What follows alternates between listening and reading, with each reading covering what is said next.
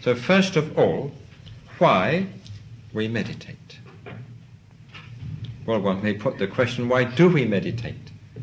And perhaps I might even say that you should be telling me why we meditate, or why you meditate.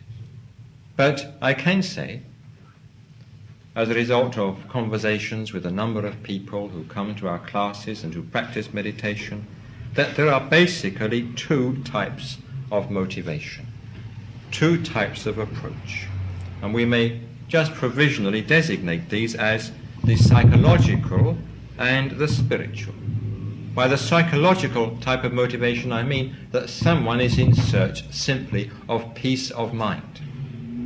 They're not particularly interested in Buddhism, perhaps, not particularly interested even in religion or in philosophy or even in psychology, but just want peace of mind. They find that the hurry and bustle, the wear and the tear of day-to-day living is a bit too much for them. The various strains, various tensions to which they're subjected, various problems which they have to solve, various difficulties perhaps with other people and of course with themselves. There may even be a touch of neurosis or something of that sort, but they're not happy, they're disturbed, they're tense, and they start looking around for peace of mind.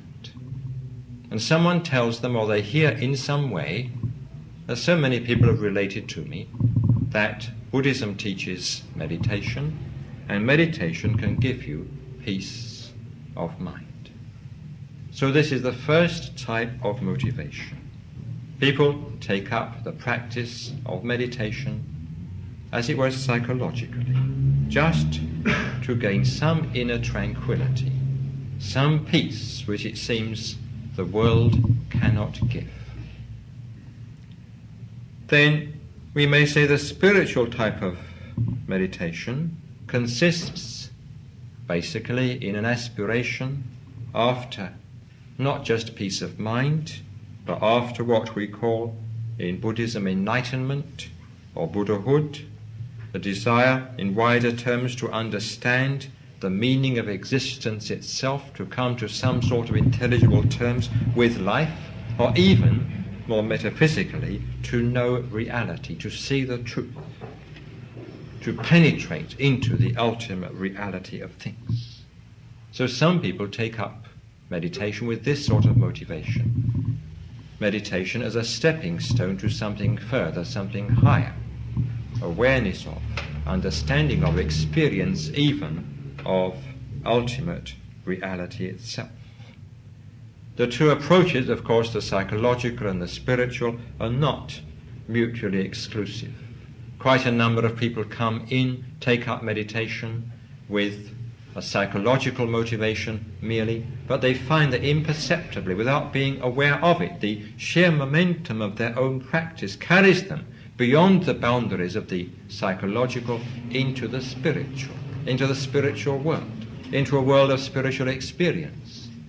Indeed, we may go so far as to say that sometimes it's very difficult to draw a hard and fast line of demarcation between the psychological on the one hand and the spiritual on the other. The two are definitely distinct, but they shade into each other in such a way that very often we're not quite sure whether we are within the boundaries, as it were, of the psychological or within those of the spiritual. There's a sort of, I won't say no man's land, but a sort of common ground in between the two, where both overlap. So therefore, even those who take up meditation with a psychological motivation very often find themselves, without warning, as it were, without expecting anything of the sort, I won't say precipitated into the spiritual, but certainly sliding into it by imperceptible degrees. So the two approaches, the psychological and the spiritual, are not really mutually exclusive. Even if you come with a spiritual motivation, you have to take up, of course, concentration and meditation in a purely psychological sort of way to begin with, in order to lay a good foundation. Now, we may say that in terms of expansion of mind, expansion of consciousness,